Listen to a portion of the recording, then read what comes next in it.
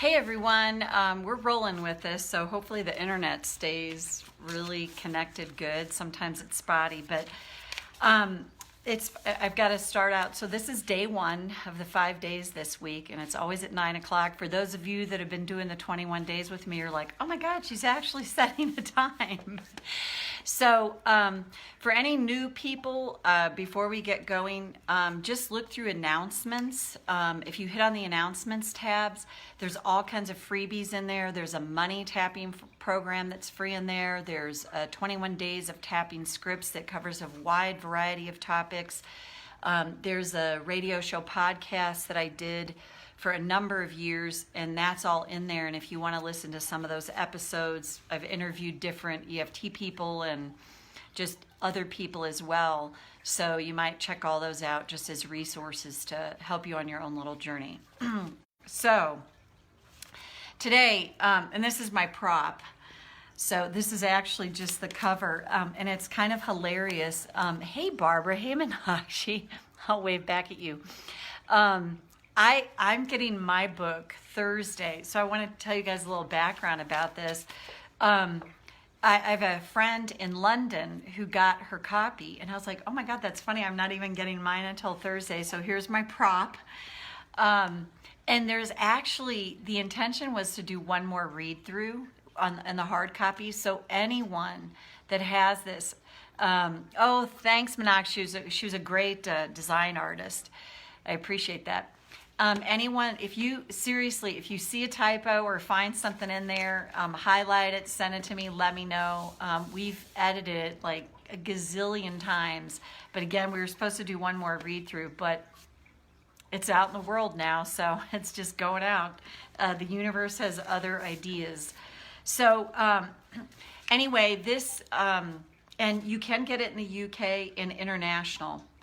So I talked to the publisher. It might, depending on which place you're in, you might have to wait a little longer, but that's all in the works. Oh, thanks, Maria. That's so awesome. And you know what? I'm gonna get my glasses, you guys, because I realize the print is there. I'm getting mine next week, Meenakshi. Awesome. So what this 5 days is about is, and many of you that have been in this world know, and sorry about the glare off my glasses, but you know, it's what it is. You've probably heard about forbidden emotions because I've talked about them. And I want to say this. Anyone that has an inspiration for something, do not give up on it. I had this idea for this book like a decade ago, and it just wasn't the right time for me yet. And then suddenly things opened and it became this time. I do some website proofreading, so I'm on it. Thanks, Barbara. I really appreciate it. And thanks, Meenakshi. So it took me a while, and I wrote it in 10 weeks, but the editing process, it's not my forte, so I hired different people to edit for me and all of that, so it's just definitely been this journey. So just don't give up, because for me, if I had said, you know, oh, I would do that. At times I would hear people that wrote and published a book in 6 months, and I'm like, that's not me. That's definitely not me. So don't give up on anything like that with yourself. We all have our own timeline, and we all have our own way of getting things done. So all of that said, what I wanted to talk about today along the lines of the book is, what are forbidden emotions? And for me, forbidden emotions are pretty much any emotion. They are, in fact, any emotion that we tell ourselves, I shouldn't be feeling that way. That's inappropriate. I shouldn't feel that way. Or we're doing the opposite, telling ourselves we should feel something different than we're feeling. So for me, in the intro of the book, I talk about my first grade. I went to Catholic school, and the first grade teacher was a nun, and she was very sadistic. And there's no question about that. When I hear about the other stories of some of my classmates, I got off easy, getting, welts beaten in my hands. There were horrendous stories of other kids. But in that world, you're taught to like listen to authority, even if authority is dysfunctional. And those rules come down and take us over, and then we learn to suppress emotions. I've talked about Janice Berger, which I quote in my book. She wrote a book, Emotional Fitness, and she has a line that says, feelings aren't buried dead, they're buried alive. So when we learn through our upbringing to start suppressing emotion, to judge emotions and say, hey, these emotions are okay, these aren't, then we end up suppressing. And what happens when we suppress is it gets buried in the body. Because in neuroscience, Joe Dispenza talks about this, the body is the subconscious mind. So the body carries for us all those unexpressed emotions that we've had. And I feel, for me, it was important to put this out there about forbidden emotions, because we live in it's interesting to me. There's this, you talk about an oxymoronic thing. We can live, depending on the country you live in, but I know here in the United States, there's a lot of like being appropriate, and yet there's so much inappropriateness that goes on all over the place. It's like, you, as an example, you can be a criminal in a suit that's dressed up and looks nice, and society goes, oh, don't they look nice?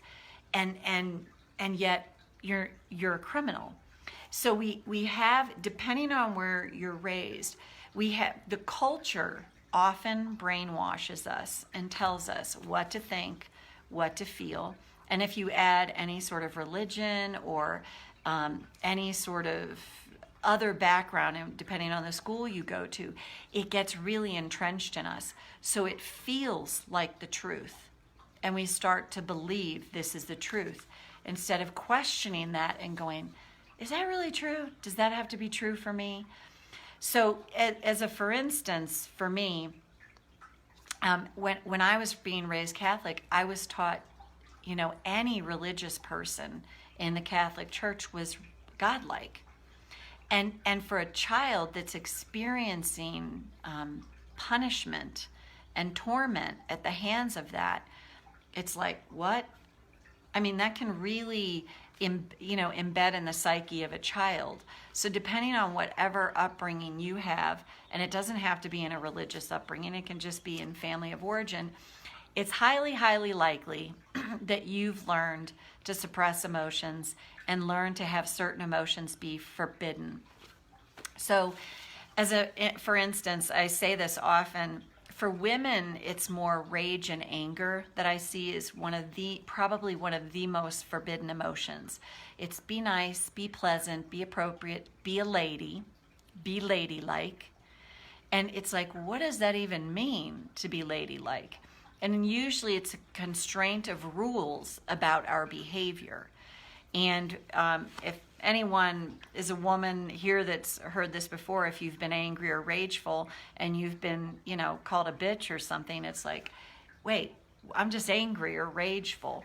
So we also get names and titles put on us as well that make it even more entrenched in us. Like, then you start going, yeah, I really feel like I was a bitch, instead of like, no, I just had to stand up for myself. And to unhook from all of that is huge. So the way that I have found to unhook from this is with tapping.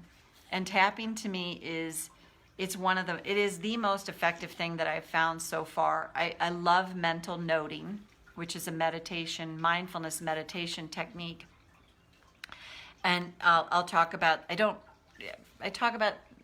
obviously the book has tapping in it, but the mental noting is something that has come into my sphere more recently. But what you want to do is, when you notice yourself having an emotion, notice the chatter in your head, and we're going to talk about that a little bit. What's the chatter telling you? You shouldn't feel that way. You should apologize. You should be the first to forgive. You shouldn't have said that. And what we do then is we judge ourselves. We judge ourselves for our humanity. We judge ourselves for our emotion. And when we judge ourselves, we double down and we make change even harder for ourselves. There's a saying, you can't change what you judge.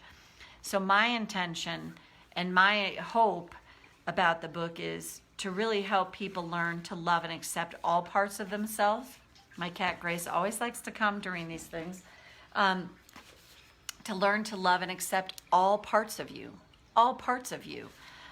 This is going to be a great tapping library to go to. Awesome, Meenakshi. And as we learn that acceptance, how do we learn that? We start to pay attention to what's going on up here. We start to notice the should talk, the shouldn't talk, that, and then we notice what emotion are we potentially suppressing because of that. What emotions are we making forbidden? And here's the other thing. Any emotion can be a forbidden emotion. Joy can be a forbidden emotion. And here's how joy can be a forbidden emotion. If you're around someone, say things are going really well for you, but you're talking to someone who things aren't going so well for them, and you notice that you have to sort of put a lid on your joy to be around them, that's where joy becomes forbidden. You don't get to give full flower to your joy because you're afraid of hurting someone else's feeling or you're concerned about offending them. So, and I'm not saying just go out and have a free-for-all, but the beauty of tapping is in a safe and healthy way, in a private way too. You get to allow yourself all your truth, your full unadulterated truth, the forbidden emotions. You get to tap into, if you're someone that has, you start to realize, man, I think I've suppressed a lot of anger, or I've suppressed a lot of rage as a woman. And interestingly enough, I'm not an astrology person. I know enough to be dangerous, but what I understand about what's going on right now worldwide, and even more so just what's happening in the United States, is people's truth is coming up. People are less and less able to suppress it. They're finding ways to speak their truth. And if you find that in yourself, tapping can be great, where maybe you speak your truth, but then you feel bad or guilty about it, and then you can tap through and go, oh my God, there I was. I feel guilty. I stood up for myself, but why do I feel so wrong about standing up for myself? Why do I feel bad about that? I just had to do this with someone and basically tell him, no, this agreement needs to come to an end. And it doesn't mean it's easy. It doesn't mean it's like, oh yeah, Yumbo, that was so easy. But what I notice is that I allow myself to pay attention to the thoughts in my head and what's rumbling around there. So one last thing for today's that I want to talk about that'll help you. This is what I have found amazingly helpful, is who's running your show. So years ago, I did parts work. I was introduced to parts work, internal family systems. And it's like, this is your uncle's voice, this is your grandmother's voice, this is this. And I say this all the time. I am the type of person, I can complicate a potato chip. So I need it to be simple. So I took it and sort of simplified it for myself in this way. That we have, and you guys can find a lot of other videos on here that talks about these as well. But we have what I call the wounded child, and that gets activated in us, and it runs our show. And the way I see the wounded child is, anytime we feel this strong, potent emotion, and you feel almost like out of control of it, a great thing to check in is go, how old do I feel right now? Because the subconscious will throw out a number. You might think you're making it up, but that's the way the subconscious works. So you'll come up with a number, and then you can start to notice, oh, my kid is activated right now. It's really running my show.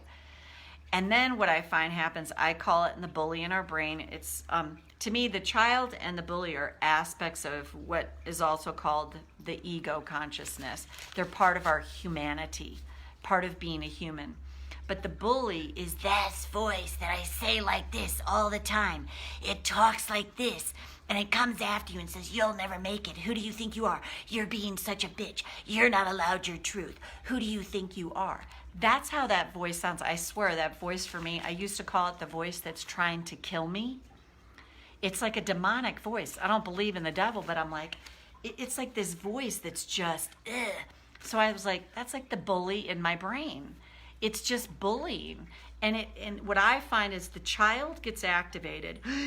Oh, I shouldn't have said that to them. I should have been a good girl or a good boy. I shouldn't have done that. And the bully parachutes in and just goes to battle. And why this happens is we learn to treat ourselves the way we were treated. As a child, you are victimized. You can't walk away. You can't run away. You have to stay and figure out how to survive it. And depending on the system that you grew up in, this part of us still lives in us, gets activated. Most of us judge it and go, I'm so weak. I'm so pathetic. And this is when you know, that's my kid. That's my kid that's activated, that's terrified, that's afraid she was a bad girl, or he's afraid he was a bad boy because he actually stood up for himself. And then this voice comes in, see, I told you shouldn't have done, look, this is going to be a shitstorm. It's going to be terrible for you. And this battle goes on. And what happens when you start to recognize these two parts, I always say, who's the one recognizing it? It's the authentic self. It's the adult, healthy part of us. It's the part of us that's like, whoa, my kid's activated. And whoa, oh, that voice that's just beating me up. I cannot tell you how, and many of you that, like, I know Meenakshi, Barbara, you've been around long enough, Diane, to know this. I talk about this so much, but because to me it's so important to unraveling what's happening within us and to separate from it, is when you start to witness this. It's like Eckhart Tolle says, watching the thinker. We start to witness, oh my God, my kid's activated. Oh, the bully in my brain's activated. You start to create a separation from it. And then that's where, to me, this technique of mental noting comes in. You just note it and go, judging, abusing, beating, you just name it. And if you're in a public setting where you're not going to tap, mental noting is huge, because it's another simple way to just note what's going on. And I say this, you cannot stop your thoughts. You can't. So when I figured that out, I felt so freaking relieved. But then I was like, but I can interrupt them. I can't stop them, but I can interrupt them. So then when I start to interrupt them, over time, it has a cumulative effect. If you interrupt it with tapping, if you interrupt it with mental noting, or whatever techniques work for you, this book specifically focuses on tapping, then you start to unhook from that, and you start to separate even more, and then you catch it in the act. And many of you know the story that when my husband and I used to get in these fights, I literally would follow him. My kid was so activated, follow him around the house. We got to talk about this. We got to work it out. And it was a therapist years ago that said, oh, Marty, your kid's activated. And I'm like, it changed my life. And nothing changed right away, but I started to notice, oh, my kid's activated. And then I would notice the judge, the bully, pounding away. You shouldn't feel that way, with all the judgments, all the forbiddenness of my humanity. And that's the way I see it. The bully beats up on the kid, and the bully tells you everything that's wrong with you, all the emotions that you have that are inappropriate and wrong. And I am here to tell you, in what I see and what I found with working with people, there is no single emotion that's wrong or inappropriate, not a single one. Not even rage, not hatred. What they are is they're products of our upbringing. But if we can allow ourselves to give that full flower in a safe and private and healthy way, to allow ourselves to access that, and whatever it is, if it's hatred, I hate that person, I freaking hate them, but you tap through it, what you do is you unhook from it. And I know this because I've done it myself, and I've worked with clients on it, and you start to notice, wow, I don't hate them. I don't feel that way. I think about in the United States, with everything that's going on here, and the racial inequality that's just like raging to the surface again, because it's time. It needs to be addressed again. And you know, it's a free-for-all in that way. And yet I see the upside of that is it's creating, again, more activism in that. And this is my personal, Marty Murphy's personal belief. I truly believe that anyone that was enculturated and brainwashed and programmed to hate someone because of how they look or what religion they are, if they could access this and go into that with somebody that was very skilled and knew how to help them, I really believe that the hatred that they carry would subside. Because what happens is the stress that's caused by carrying that hatred through your whole life. When you tap, you're lowering cortisol levels, you're soothing the amygdala, and then you have access again to the prefrontal cortex, the thinking, slower part of the brain, and you have access to the higher self. That all of a sudden, like, wow, you might get a blip of a thought, I don't think it's right to hate people just because I was told to. That you create space for the authentic self, the higher self, the intuitive self to come through when you go into forbidden emotions and go into them even more fully. Not just think happy thoughts and it's all going to be okay. Not, well, I'm just going to spiritually bypass myself out of this. That has never worked for me. It created more of a prison of emotions for me. So really the idea of forbidden emotions is any emotion that you tell yourself, it's not okay to feel this, that's inappropriate, I shouldn't feel this way, I should be the bigger person, I should look on the bright side, I should be the first to forgive. And the problem is we try to do all that before we are physically, mentally, and emotionally ready. So when you tap, you're tapping through that so that all of a sudden you get this cognitive shift, a different perspective where it's like, oh my God, you start to see everything differently because it's giving you this space to access and tune back in or allow the higher self to be heard, which is speaking through us all the time.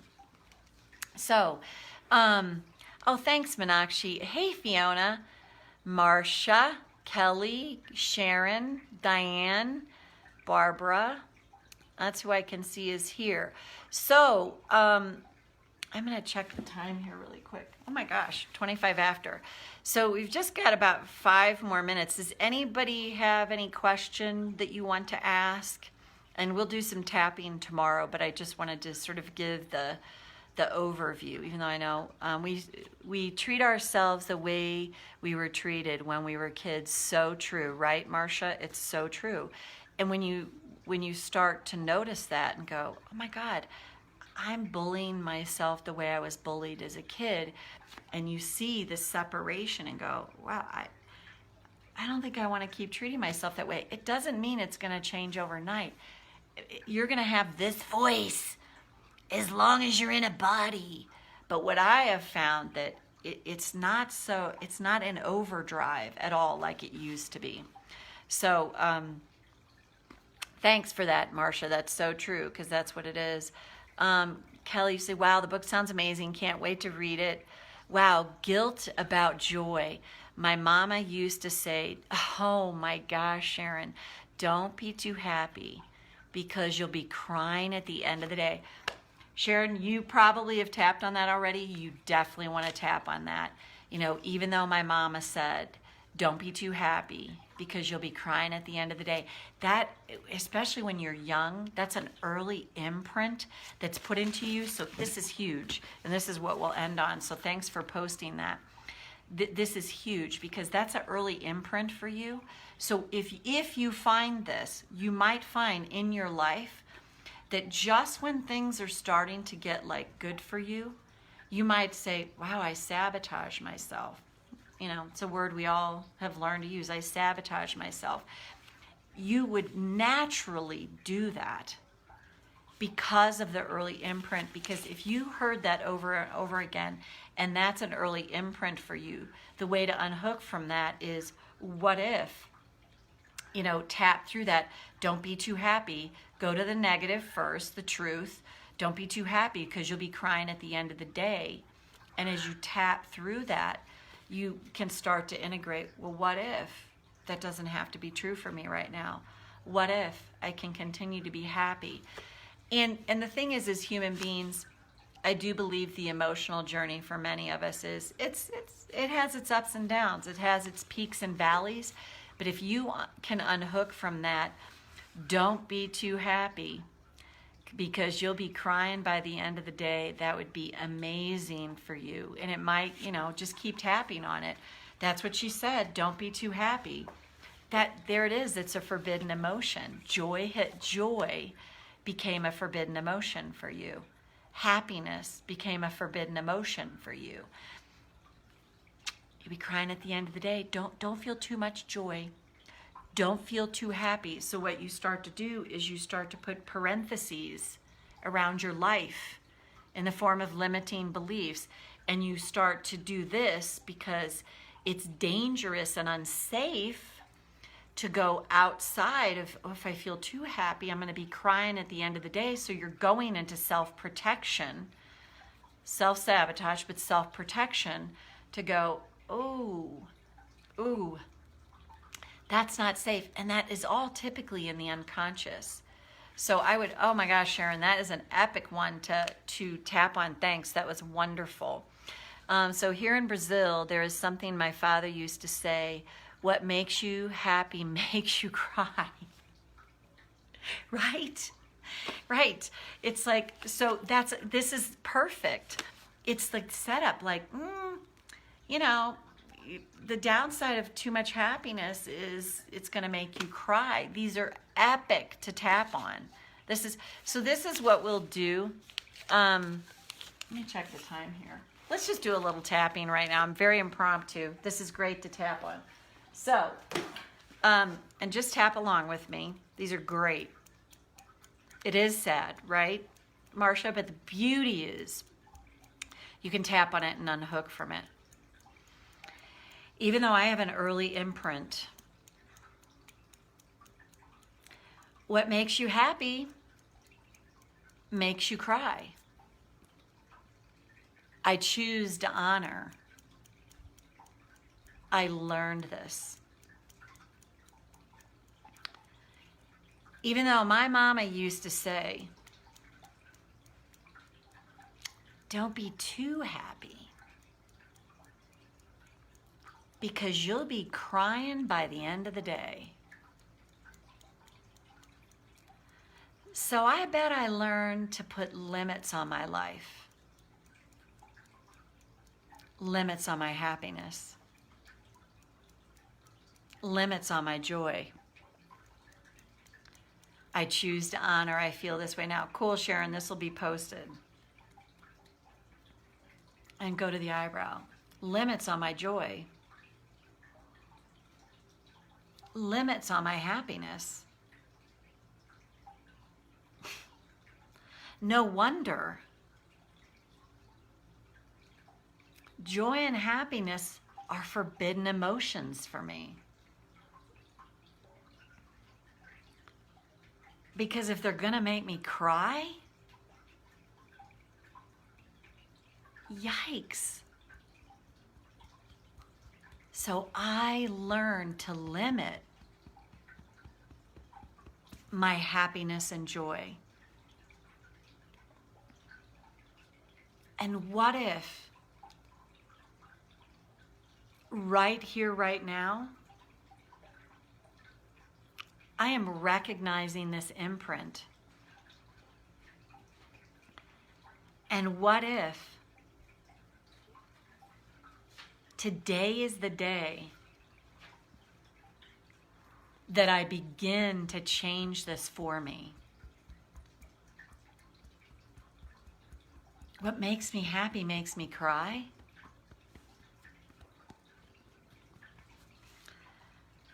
Don't be too happy because you'll be crying by the end of the day. I want to unhook from those so that I can allow more joy and happiness into my life. And what if this journey begins today to unhook from joy and happiness as forbidden emotions? So take a breath.